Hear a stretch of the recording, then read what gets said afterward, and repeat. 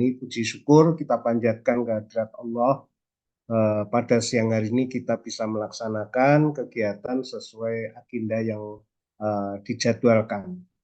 Namun sebelumnya perlu kami sampaikan bahwa kegiatan siang hari ini kita sudah memasuki kegiatan hari ke-10, yaitu terkait dengan pembelajaran agenda 3, yaitu kedudukan dan peran pegawai negeri sipil. Dan materi ini nanti akan didampingi oleh beliau Bapak Dr. Muhammad Miftahul Falah, MPD, MSI. Beliau sebagai Widyaswara di Balediklat Keagamaan Semarang. Untuk lebih jelasnya nanti bisa berkenalan secara langsung. Namun demikian perlu kita ketahui bahwa agenda 3 ini merupakan kegiatan pembelajaran mata pelatihan yang harus diikuti oleh semua para peserta karena terkait dengan kedudukan dan peran PNS. Di dalamnya nanti akan membahas terkait dengan terwujudnya akan PNS itu untuk mendukung terwujudnya smart government dan sesuai dengan ketentuan peraturan perundang-undangan. Di dalamnya juga nanti ada terkait manajemen aparatur sipil negara dan smart ASN. Lebih jelasnya dan adik-adik semua juga sudah mengikuti MOC sehingga materi-materi nanti hanya pendalaman sehingga kedepannya nanti lebih maksimal dalam mengimplementasikan kegiatan-kegiatan berikutnya. Selanjutnya waktu sepenuhnya kami aturkan kepada Bapak Dr. Muhammad Miftahul Falah untuk membersamai para peserta latsar ini sampai dengan nanti pukul 14.30 atau mungkin nanti karena dilanjut dengan kelompok berikutnya. Untuk itu kami persilakan kepada Bapak Dr. Muhammad Miftahul Falah, MPD, MSI, kami persilakan. Ya, baik. Terima kasih Pak Wahib untuk pengantarnya. Assalamualaikum warahmatullahi wabarakatuh. Waalaikumsalam. Waalaikumsalam warahmatullahi wabarakatuh. Bismillahirrahmanirrahim. Alhamdulillahirrahmanirrahim. Pada siang hari ini kita masuk di agenda yang ketiga ya teman-teman semuanya. Sinkronus pertama. Jadi nanti ada 3 sinkronus teman-teman. Jadi 2, kemudian 3, sama yang 5 ya untuk jumlah CP-nya. Namun hari ini nanti saya tidak ini ya karena masih ada 3 kegiatan lagi gitu ya untuk sinkronusnya, kelompok 1 dan kelompok 2. Ini nanti kita sampai jam 2, kemudian nanti lanjut di kelompok 3 dan 4, kemudian masih ada coaching lagi gitu ya sampai malam mungkin barangkali ya. Jadi ini biar adil saya bagi-bagi waktunya untuk sinkronus pertama ini nanti sampai jam kurang lebih jam 2 seperti itu. Baik, izin share screen dulu untuk materi hari ini. Oke, saya coba share screen dulu.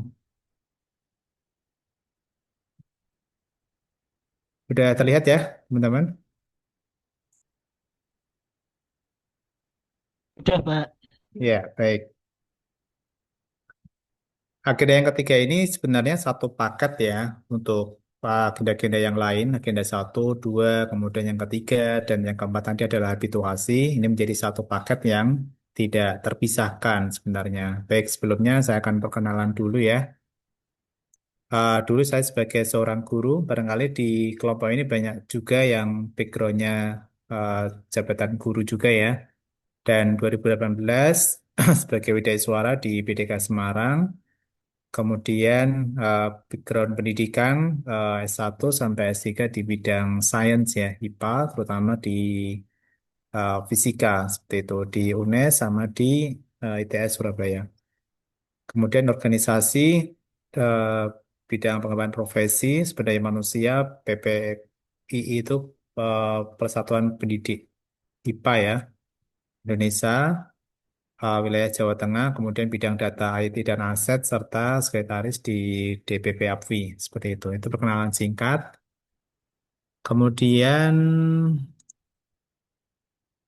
Kita lanjut ke perkenalan. Sepertinya nggak perlu saya ulas satu persatu.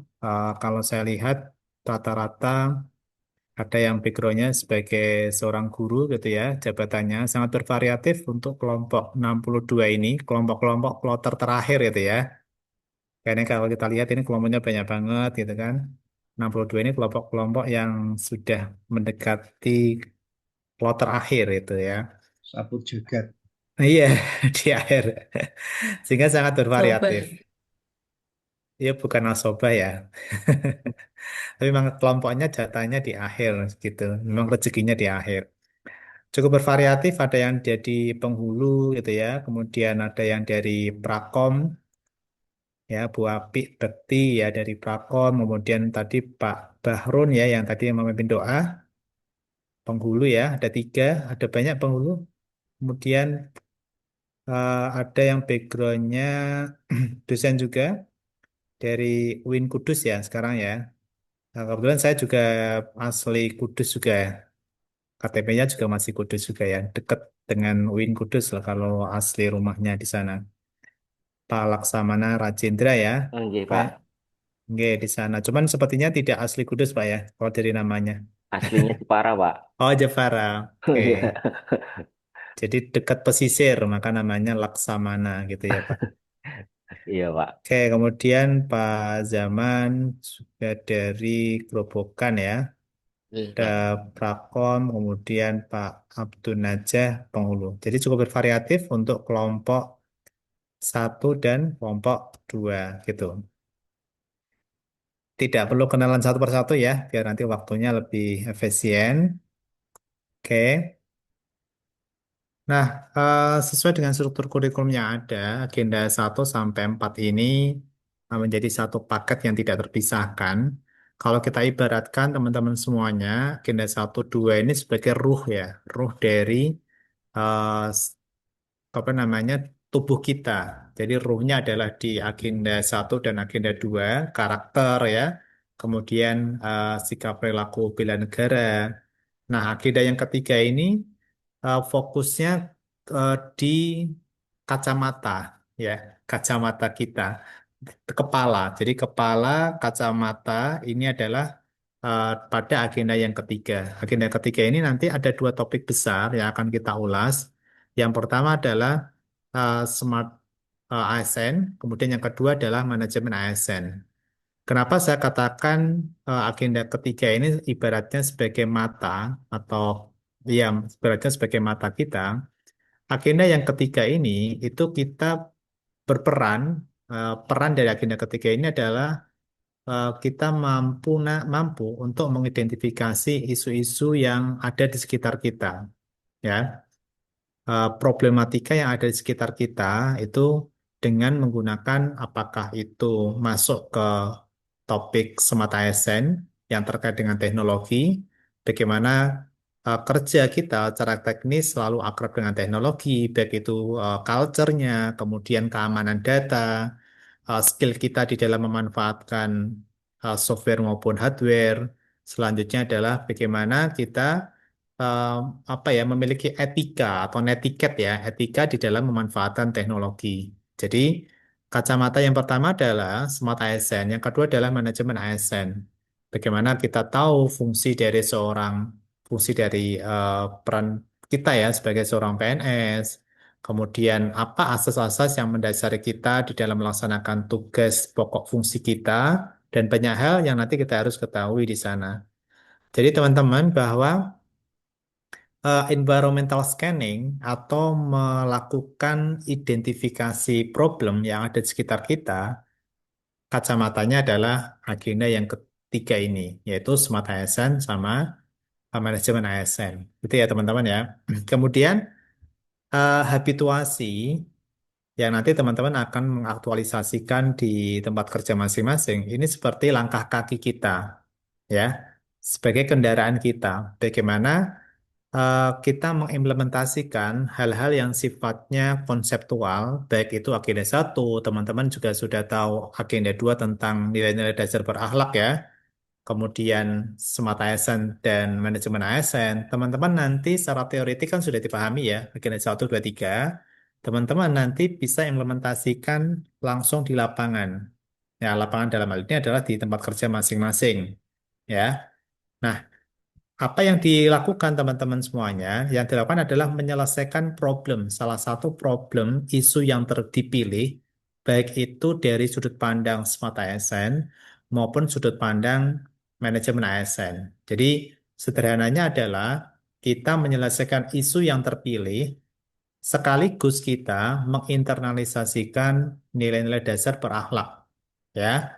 Apakah itu kolaborasinya, kemudian berorientasi pelayanan dan seterusnya. Jadi, eh, problem solving atas sebuah isu yang kita pilih itu kita tempatkan sebagai sebuah kendaraan, ya, kendaraan kita di dalam menyelesaikan sebuah masalah, tetapi kendaraan itu pada dasarnya esensinya adalah kita menginternalisasikan nilai-nilai dasar berakhlak gitu, ya. Jadi 1, 2, 3, 4 ini sebagai satu paket yang tidak terpisahkan. Tanpa adanya agenda yang keempat, maka agenda 1, 2, dan 3 itu lebih pada tataran teori, ya teman-teman, seperti itu. Itu gambarannya. Nah, seperti tadi yang disampaikan oleh Pak Wahid bahwa teman-teman tentunya sudah melewati tahapan apa ya, dari emosi ya kemarin ya. Ada 2 modul yang tentunya teman-teman sudah lihat ya, sudah lihat. Saya nggak yakin juga apakah sudah dibaca secara mendetil gitu ya. Nanti kita akan cek gitu. Yang ada 2 modul yaitu Smart ASN dan Manajemen ASN di sana, gitu ya.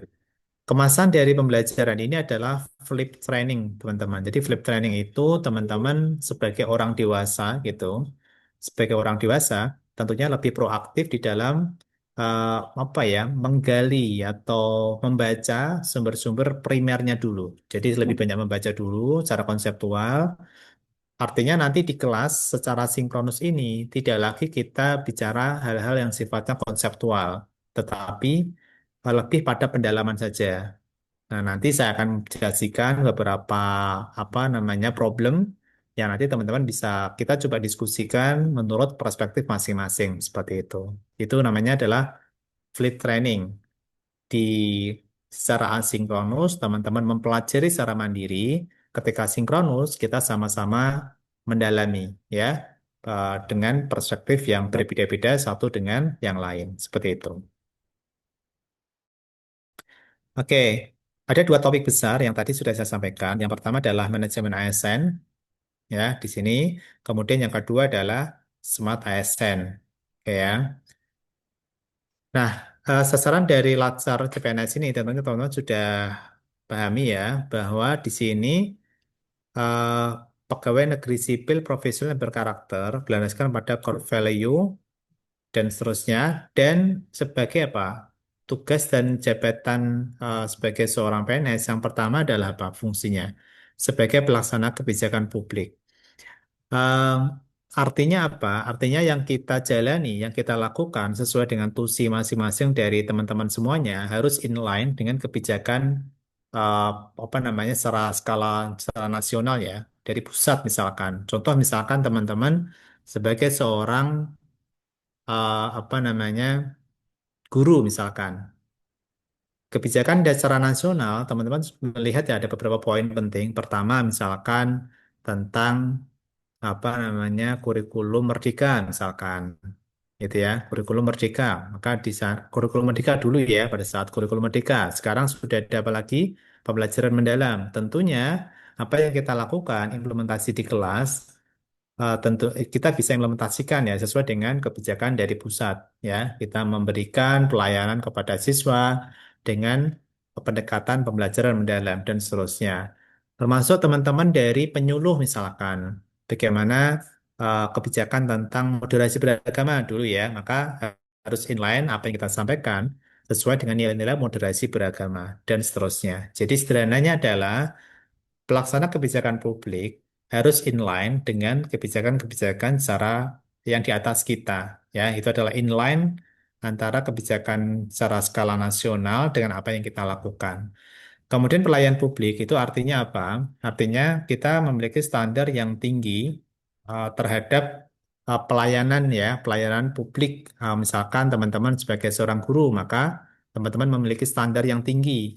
Tidak ada tendensi berdasarkan misalkan sisi ekonomi misalkan, kemudian sosial, sara misalkan dan seterusnya ya. Maka kita benar-benar menghilangkan apa namanya hal-hal yang mengganggu proses pelayanan yang lebih inklusif itu. Jadi lebih inklusif, kemudian fokus pada pelayanan yang prima, memiliki standar yang tinggi ya terhadap pelayanan publik seperti itu. Itu yang kedua. Yang ketiga adalah sebagai perekat dan pemersatu bangsa. Maknanya seperti apa? Tentunya kita sebagai seorang ASN ya, PNS secara spesifik, tentunya banyak sekali informasi-informasi yang hoax ya, yang ada di sekitar kita.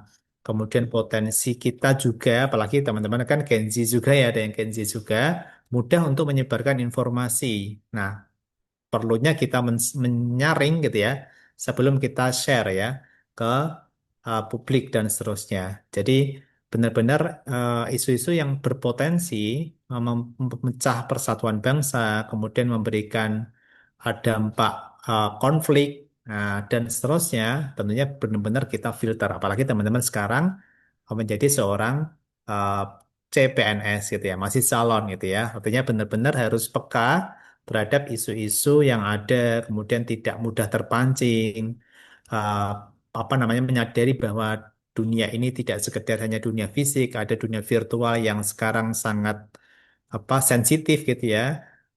Tidak mudah untuk menyebarkan sebuah informasi karena kadang tipis sekali perbedaan apakah ada fakta apa apakah informasi itu sebuah fakta ataukah dia sebuah isu. Jadi benar-benar sangat tipis batasnya. Maka eh, apa namanya sebagai perekat dan pemersatu bangsa ini menjadi hal yang mutlak yang perlu kita pahami posisi kita sebagai seorang PNS seperti itu. Nah, tentunya teman-teman sudah sempat membaca ya. Saya coba tanyakan pada Pak siapa ini, Pak Laksamana. Oke, Pak Laksamana sempat membaca juga di MOC dua modul yang ada. Iya Pak, sempat membaca Pak. Nah, berapa persen kira-kira? Berapa ya? Ya, kan kita juga ada latihannya juga soal juga sih Oke, Pak untuk baik, melewati. baik. Ya, jadi teman-teman tentunya sudah sempat membaca ya beberapa modul.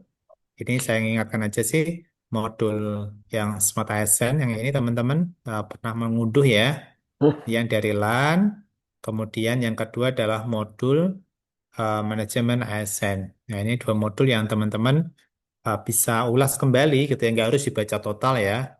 Saya juga sama gitu. Kalau ada modul ya paling saya cari summary-nya aja gitu ya. Sekilas-kilas apa poin-poin utama yang ada di modul tersebut. Seperti itu. Oke, kita akan coba review ya. Review dari apa yang teman-teman sudah baca gitu ya. Sejauh mana capaian ya atau pemahaman dari kedua modul tersebut. Sekarang saya akan coba menggunakan quizzes ya. Menggunakan quizzes. Kita akan coba teman-teman bisa mengerjakan bersama-sama, kemudian nanti kita akan review. Ya, review berdasarkan jawaban dari teman-teman yang sudah kerjakan gitu ya. Baik, silakan bisa join teman-teman di joinmyquiz.com 438440.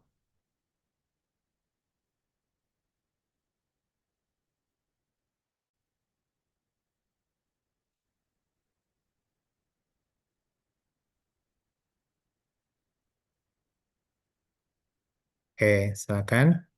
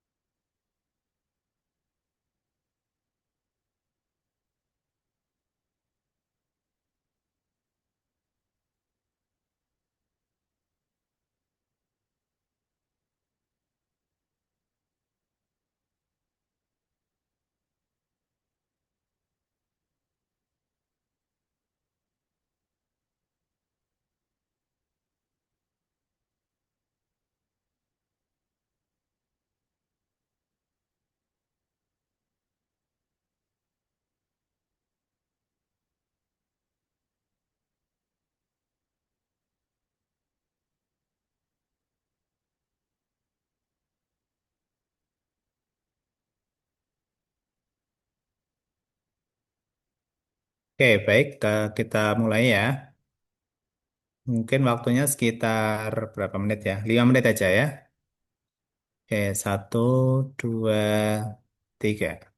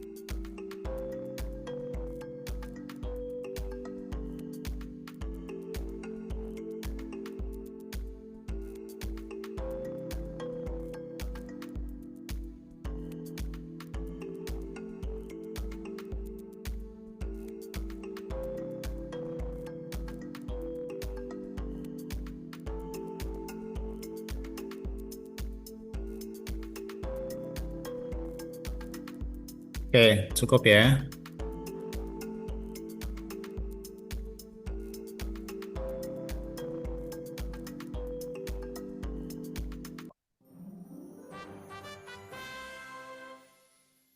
Oke, baik. Peringkat satu siapa ini? Pak Angga Sudiarto ya. Nomor dua, Bu Dewi. Nomor tiga, Pak Samsudin ya.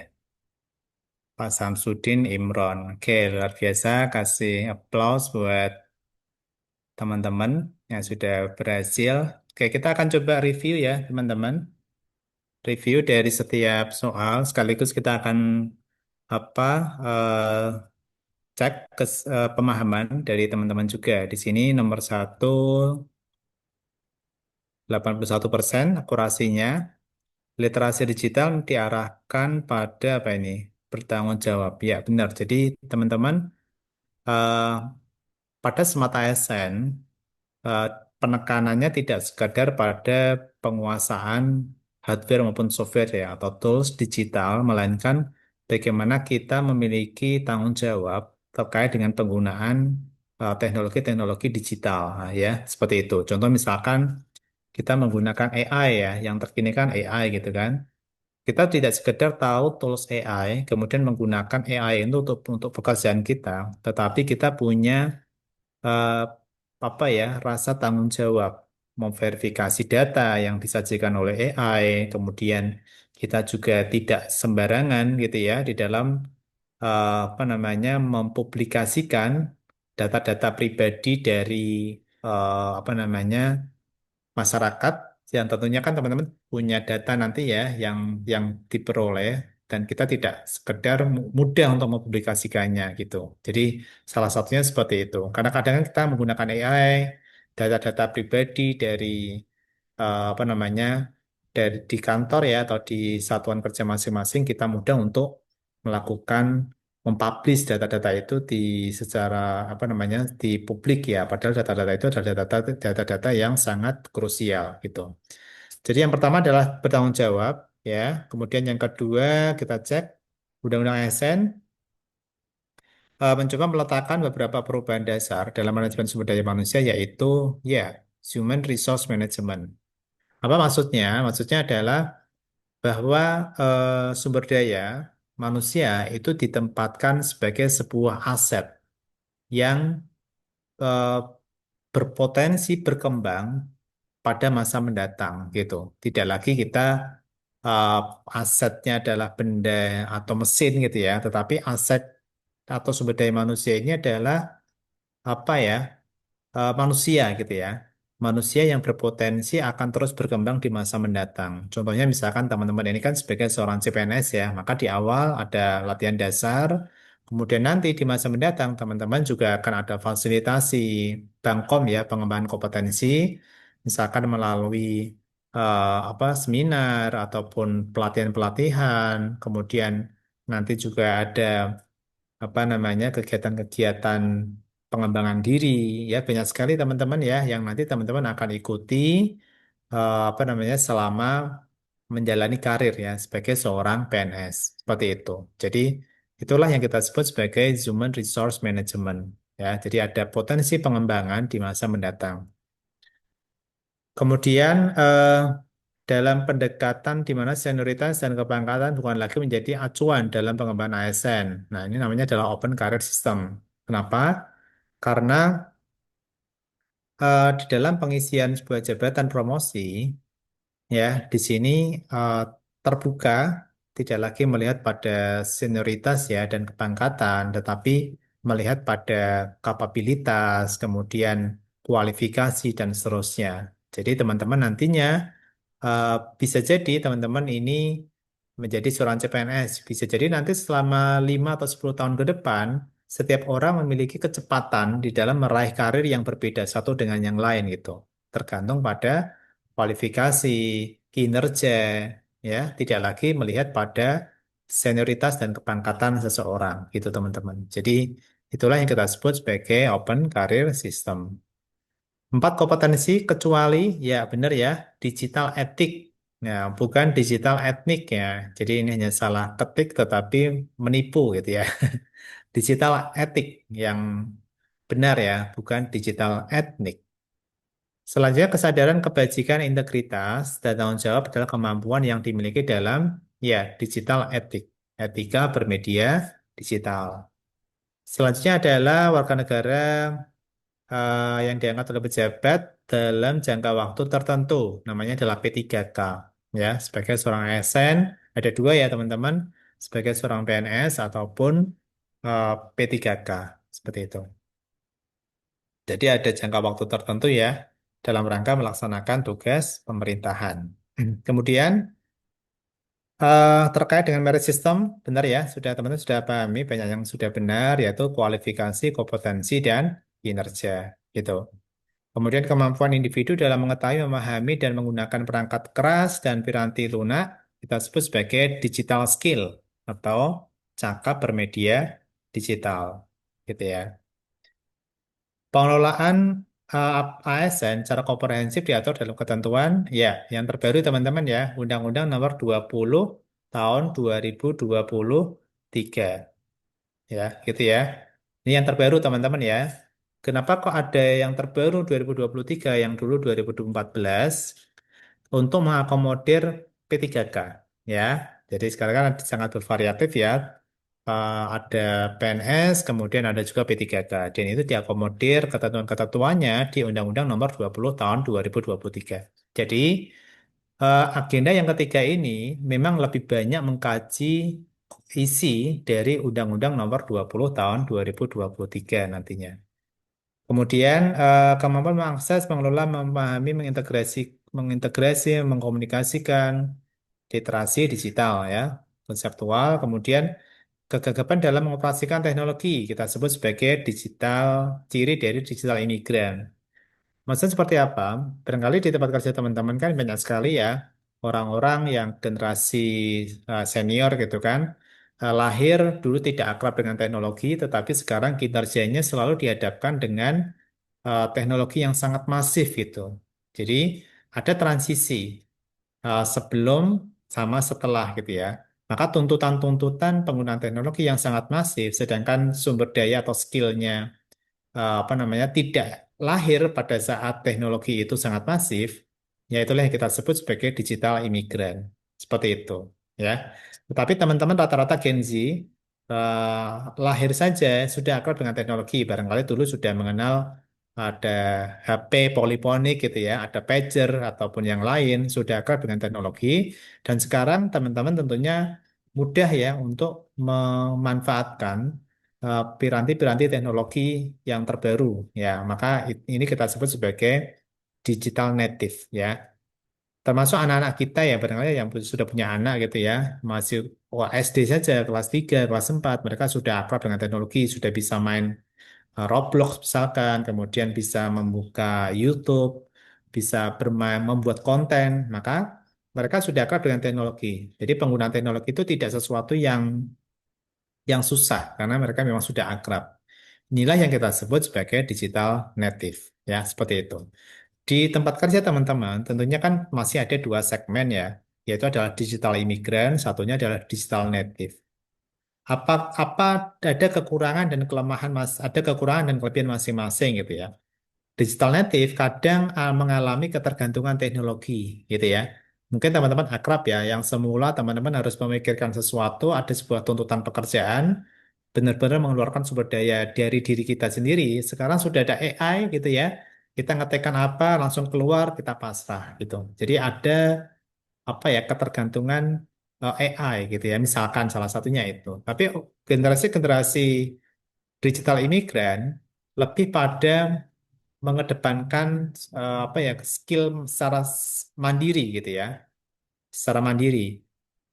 Memang ada sedikit perbedaan kecepatan itu ya dengan teknologi maupun digital imigran, mereka apa namanya masih mengedepankan kemampuan diri ya, seperti itu.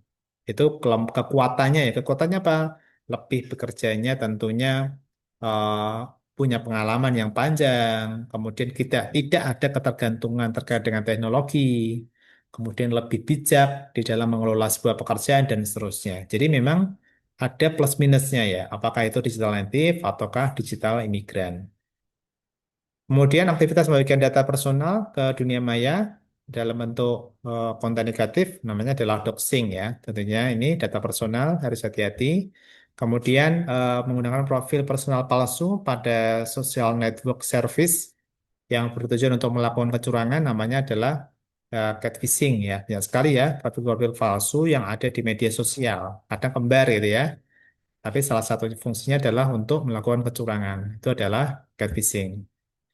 Kemudian perangkat lunak yang dirancang untuk mengontrol perangkat secara diam-diam. Biasanya di WA kita dikirimkan undangan pernikahan. Ketika kita klik, dia langsung menyerang sistem kendali di smartphone kita sampai masuk ke e-banking kita. Namanya adalah malware. Seperti itu. Kemudian hak PNS kecuali bonus akhir tahun. Nggak ada ya. Seperti di perusahaan nggak ada. Kemudian jenisnya WASN terdiri dari PNS dan P3K. Seperti itu. Oke, itu sekilas teman-teman terkait dengan apa namanya review ya, sekaligus berupa soal-soal dari Smart ASN maupun manajemen ASN. Seperti itu. Baik, apa sih poin-poin yang diulas di mana ini di apa namanya agenda yang ketiga?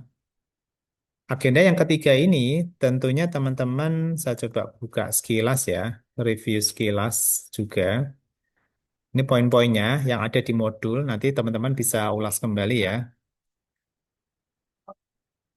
Oke, jadi di modul itu teman-teman akan melihat konten ya dari Undang-Undang Nomor 20 Tahun 2023. Ini teman-teman menjadi kunci, silakan diunduh gitu ya, bisa dibaca poin pokok-pokok yang ada di undang-undang ini ya tentang ASN. Ya, ada 14 bab, kemudian 77 pasal. Ya, banyak sekali.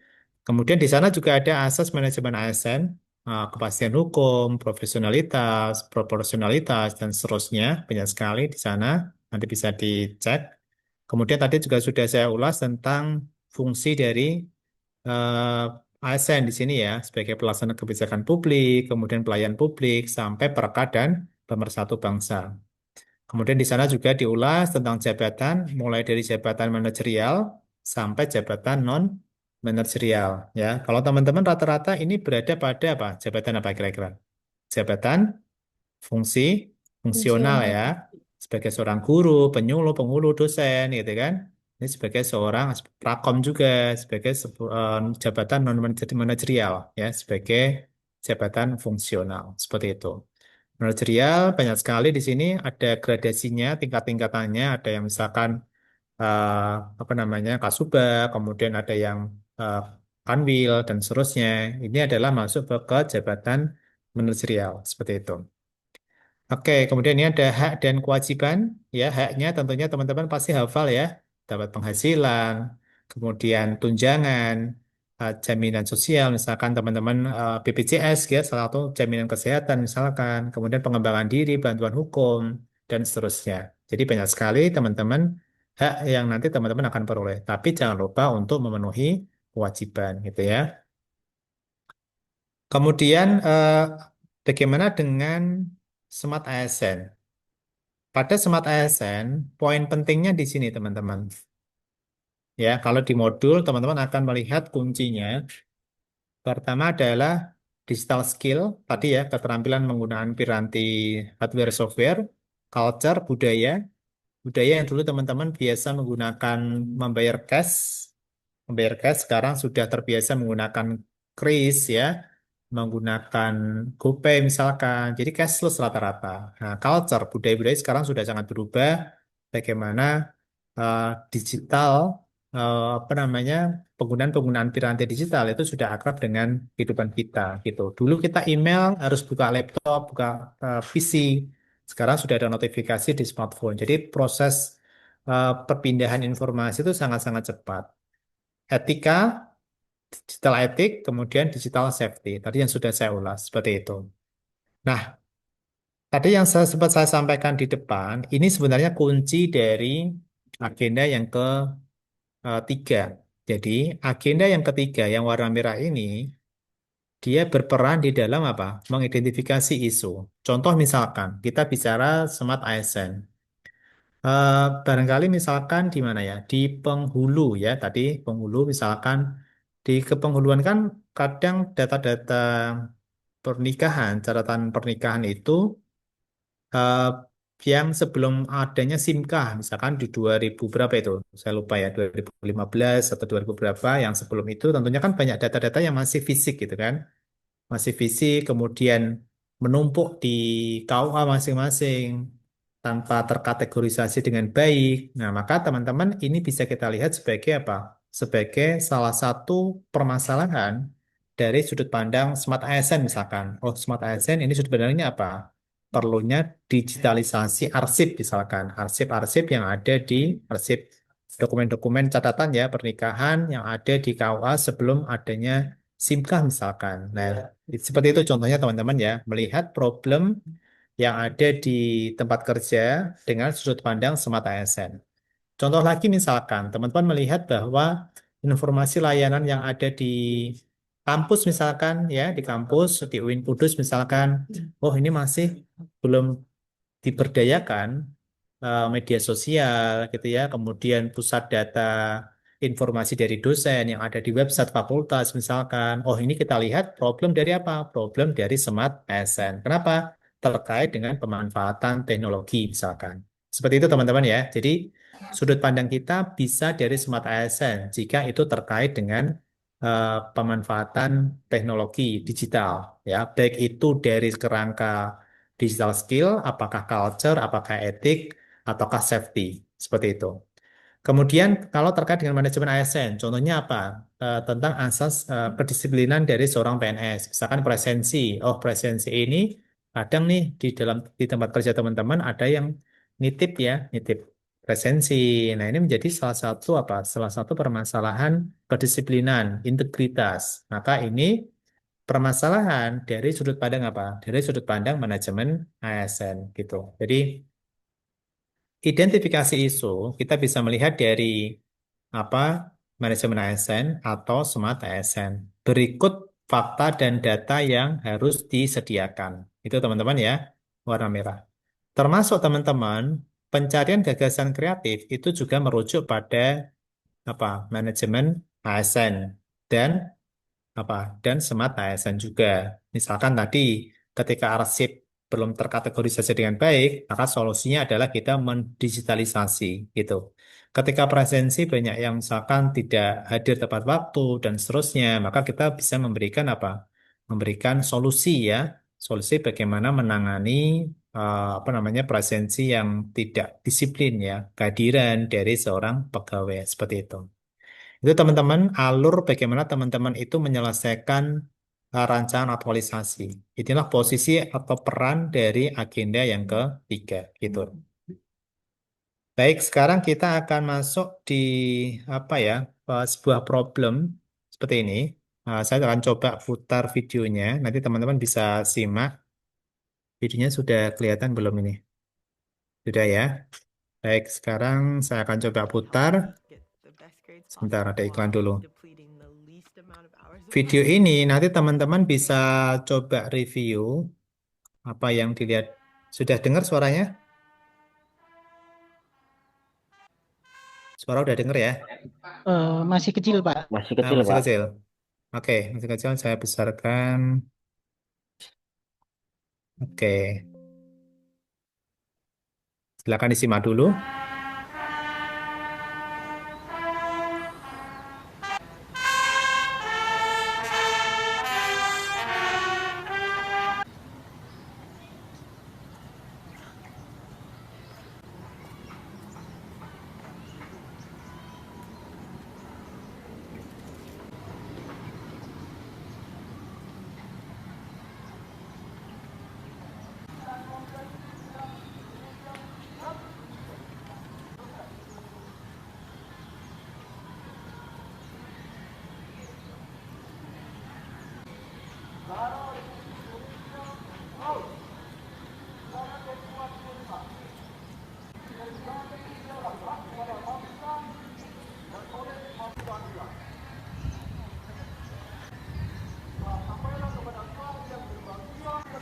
Iki api-apian. Jadi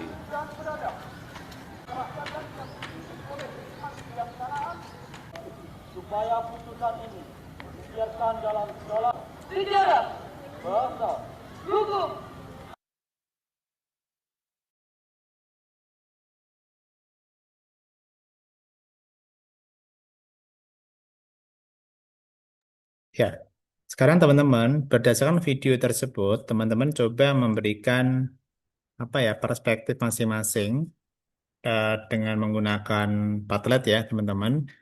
Dengan menggunakan Padlet, saya coba bagikan. Tuliskan kira-kira apa pendapat teman-teman terkait dengan situasi itu. Apakah ini mencerminkan ASN yang profesional? Kira-kira apa akar masalahnya? Kemudian solusi kreatif. Ini hanya pertanyaan apa ya, sebagai trigger aja gitu ya, nggak harus sama persis jawabannya gitu. Jadi silakan membuat perspektif sesuai dengan apa namanya perspektif sebagai seorang ASN yang profesional. Bisa dari sudut pandang manajemen ASN, boleh juga dari sudut pandang smart ASN gitu ya teman-teman. Oke, saya coba share untuk linknya ya, link yang nanti teman-teman bisa ini bisa ngirimkan pendapat.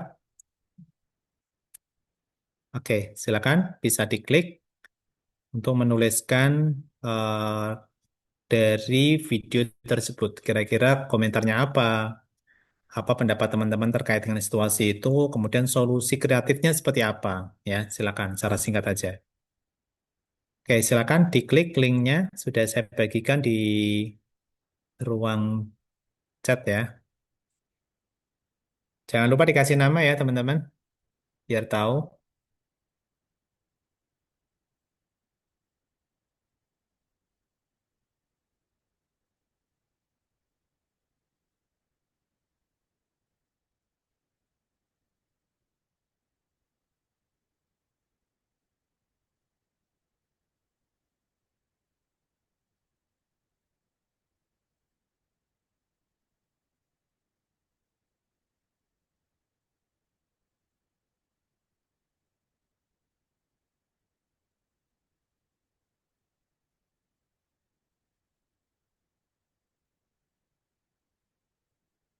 Oke, singkat aja nggak apa-apa.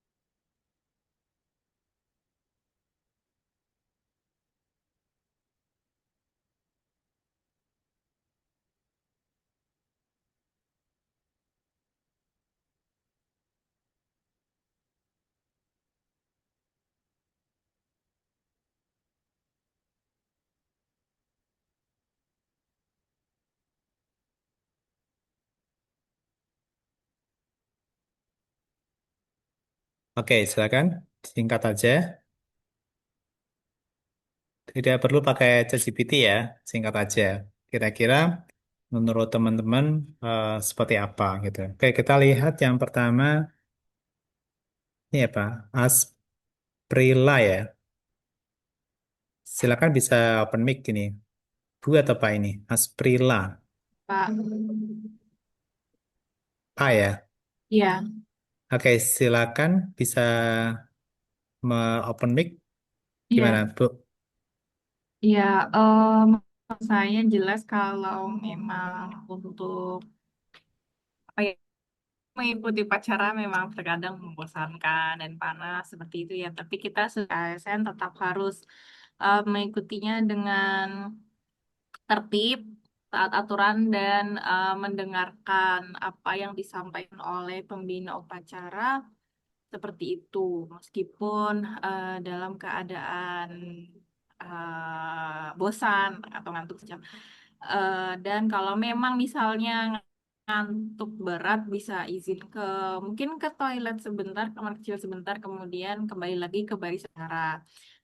Untuk solusi yang paling eh, apa ya, yang paling bisa dilakukan mungkin ada reward and punishment seperti itu. Jadi Oke, ada dua hal gitu ya. Kalau misal gimana ya, pasti tertantang untuk misalnya oh nanti dapat reward kalau misalnya mendengarkan dengan baik atau memberikan ya intinya eh, mendengarkan apa yang disampaikan oleh pembina. oke, Dan kalau misalnya ada punishment, saya kan nggak mau dapat punishment jadi saya harus mendengarkan seperti itu. oke. Baik, terima kasih Bu Asprila ya, Akmarina ya tadi ya. Ya, ini Bu Aspri ini barangkali terbiasa disiplin juga ya Bu, karena kan huruf A biasanya kalau sejak SD duduknya selalu di depan gitu ya. Kayak pas tes selalu di depan itu. Ya. Saya tuh punya anak gitu ya, dia itu huruf alfabetiknya di belakang, selalu protes. Kenapa saya harus di huruf awal saya harus apa? Harus Z ya, harus Z gitu kan, sehingga selalu duduk di belakang gitu. Nah ini Bu Aspri ini selalu duduk di depan gitu ya, sehingga apa namanya melihat bahwa oh kedisiplinan ini sangat penting. Tapi nggak tahu apakah itu relevan atau enggak gitu. Jadi ini melihat bahwa regulasi sangat penting ya. Regulasi itu bagaimana aturan-aturan tata upacara, kemudian bisa jadi penggunaan smartphone ini juga dibatasi ya. Nah, kan tidak menggunakan smartphone dulu selama upacara gitu kan. Karena kan kadang sesuatu apa ya pekerja kebiasaan kecil penggunaan handphone yang dinormalisasi gitu kan pada saat upacara akhirnya menjadi apa habit. Ketika menjadi sebuah habit itu akan susah untuk dikembalikan ke kondisi yang benar itu seperti apa. Jadi seperti itu ya. Terima kasih Bu Asprila. Nah, saya coba cek lagi sekilas saja teman-teman ya. Ini Pak Chandra juga sama, solusinya adalah pengawasan dan punishment. Kemudian Pak Eko Setio ini pengawasan juga, oke, sepakat juga.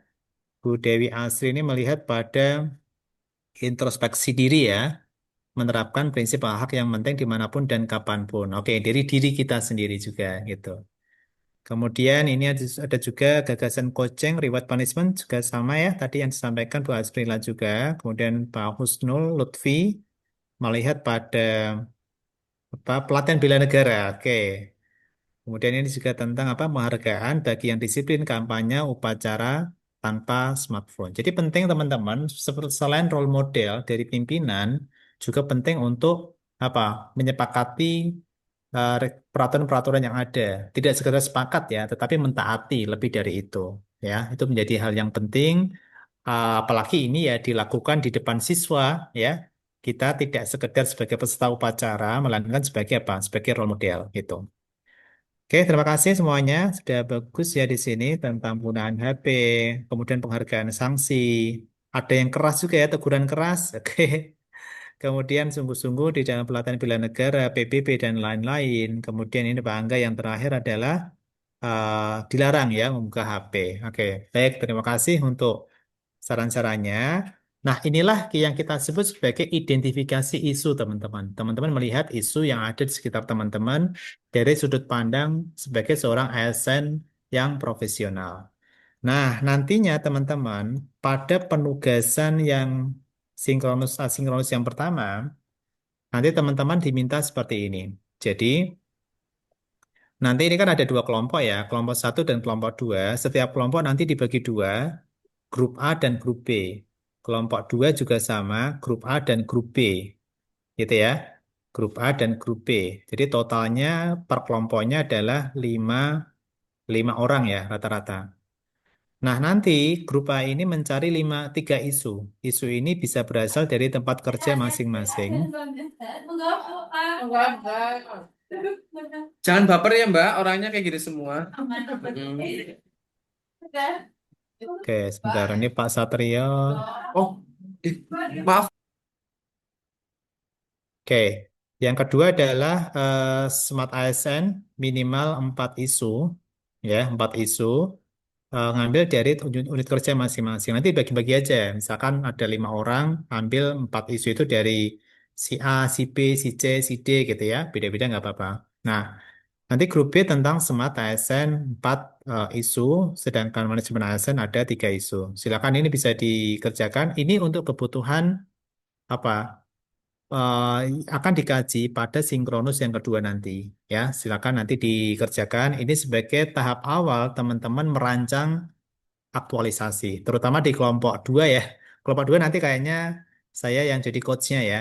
Nah, nanti ini silakan bisa dimulai dari sini, tapi kerjanya adalah kerja kelompok. Selain nanti teman-teman melakukan apa LK yang 1 2 ya, learning journal, silakan di screenshot aja.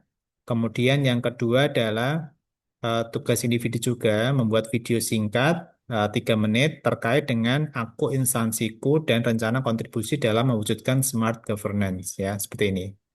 Silakan bisa di screenshot. Untuk tugas individunya ada 2. Kemudian satu tugas kelompok silakan nanti bisa dikoordinasikan per kelompok masing-masing grup A dan grup B. Masing-masing kelompok. Jadi total kelompok 1 dan kelompok 2 totalnya adalah ada 4 grup. Kelompok 1 grup A dan grup B, kelompok 2 grup A dan grup B. Seperti itu. Ada yang ditanyakan?